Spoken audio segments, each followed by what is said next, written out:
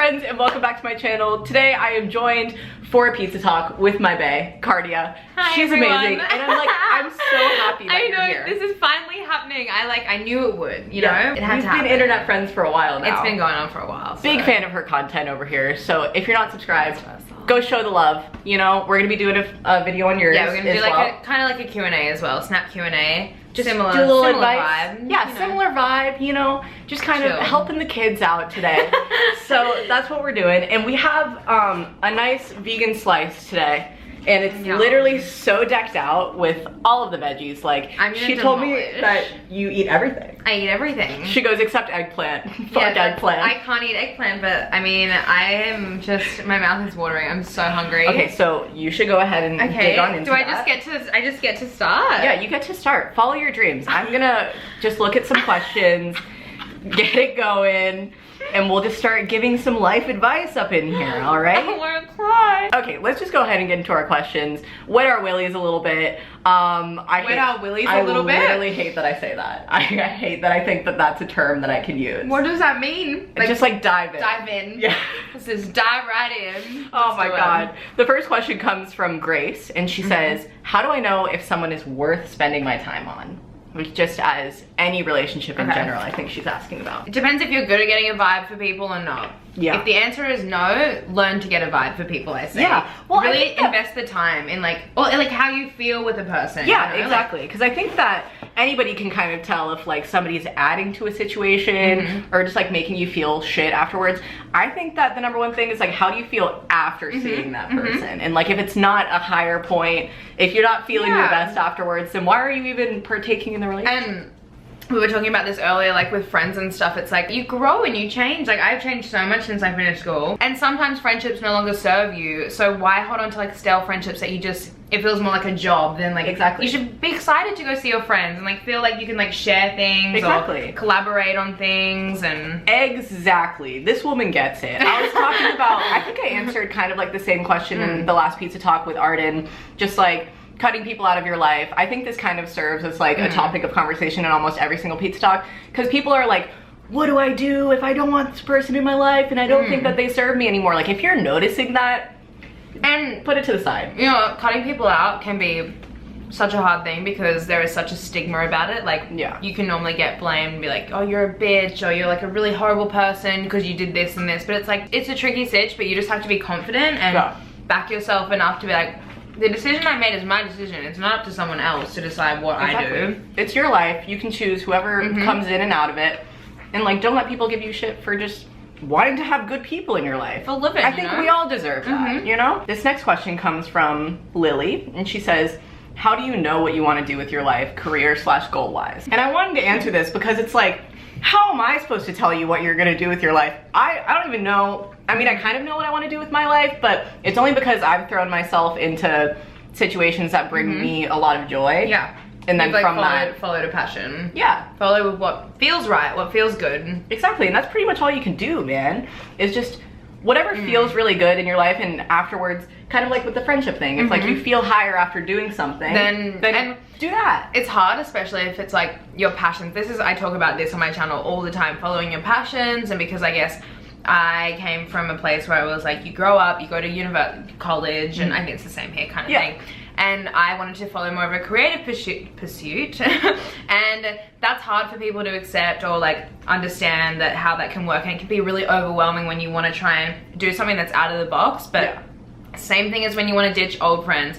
You have to back yourself enough. And I said this on one of my videos. It's like, if you don't believe in this dream and like this thing that you want, if you don't like completely back yourself, then how can other people back you in it? If you're like, if you're like, I don't know, am I capable of this? And then people be like, well, I don't know, are you? But if you're like, I'm doing this, I am going to do this, and they're like, yeah, she's dead set, she's how serious. You carry yourself means so much more. I was actually talking about this the other day, just like how you carry yourself with your posture and your word, how much more confident it can make you seem to other people. So then they're like, fuck yeah, this girl knows what she knows what she wants, you know? And they just believe in it wholeheartedly. You're not having any pizza. I know. He thinks he is, but he's not. But yeah, I think that as you go through life, you kind of find out more and more what path you want to follow and what things feel really good to you, and don't beat yourself up if you don't know yet. Oh my god. I had a passion like a few years ago that changed, and now I have a new passion, and it's all different. You just go with it, and you just gotta roll with it. Exactly. Roll with the punches. Be folks. kinder to yourself as well, and like don't put too much pressure on, because things happen in due time. But so many kids, think about you in high school when everybody is like,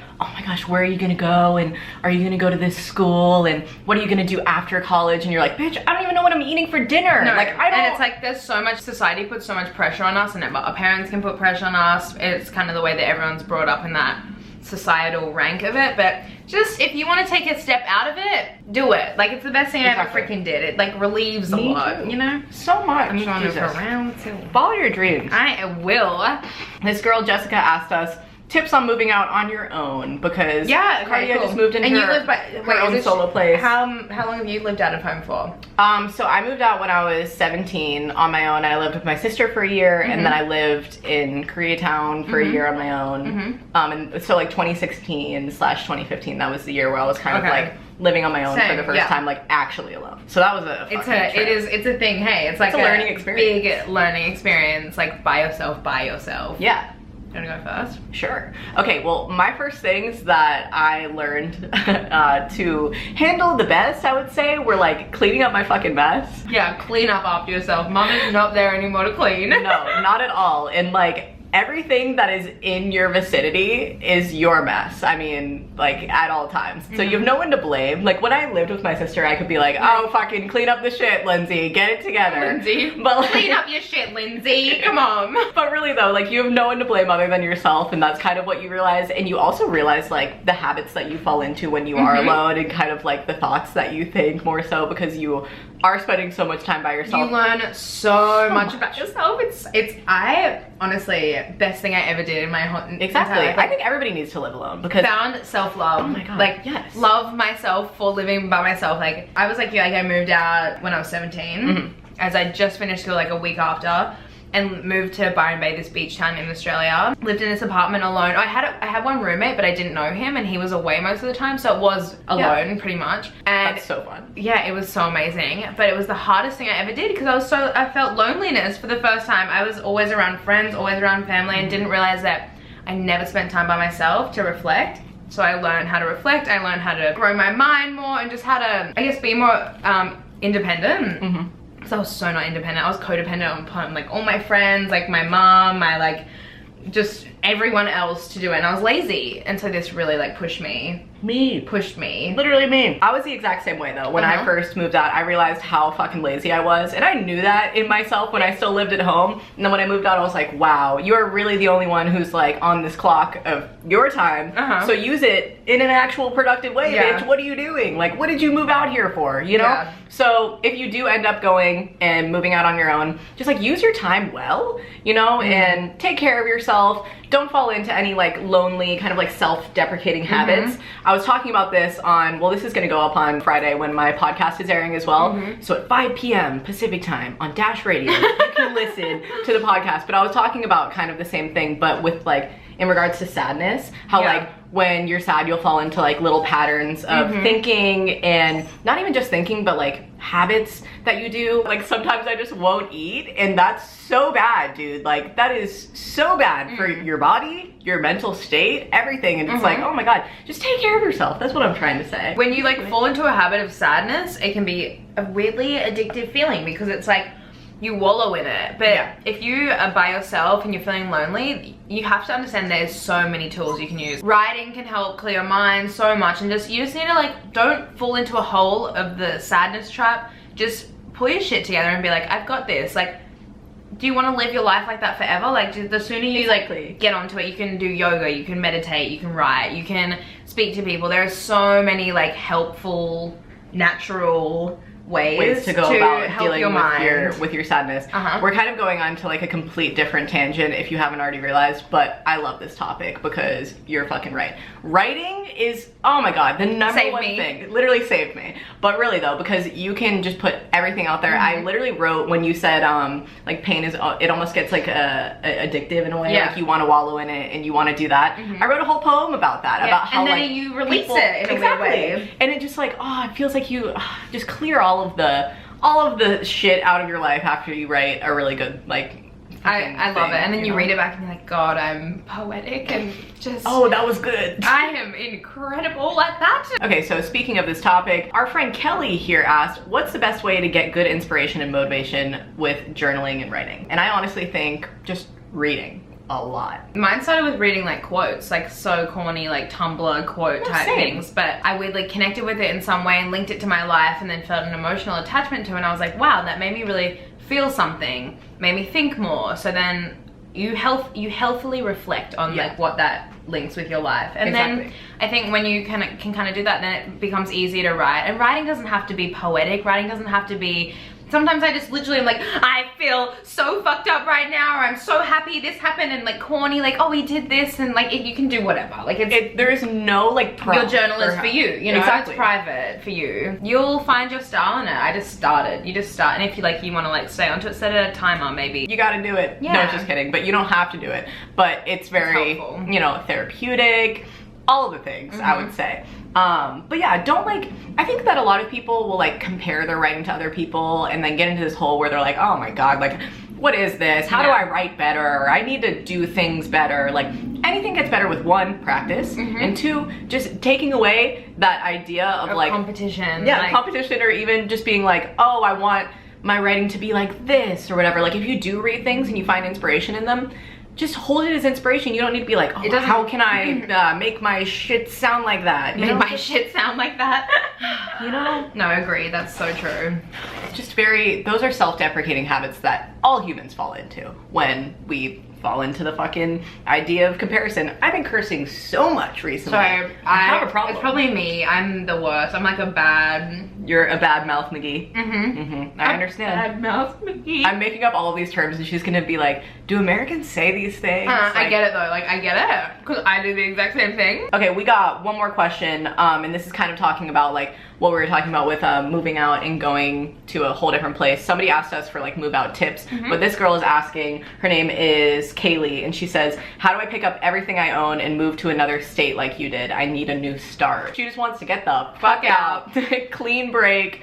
Woo, girl, I say do it. If you can figure out, first off, you need to save up a shit ton of money. But really though, like, you need to have something in savings and get that going for yourself, just to have something to fall back on, especially if you're not being supported by your parents. Like, find a way to make that money, get a job, whatever. And you'll feel so rewarded for it as well. Exactly, because it's yours. The best thing you can learn is the money saving when you move out. But like, if you want to pick up and literally leave everything, just get online, sell your stuff, go to a garage sale. Like, you realize you don't need anything. You need a suitcase with some clothes, some books, like, your journal, anything where it's like your prized possessions, you know, bring those with you. But you don't need like your little knick-knack things, you know.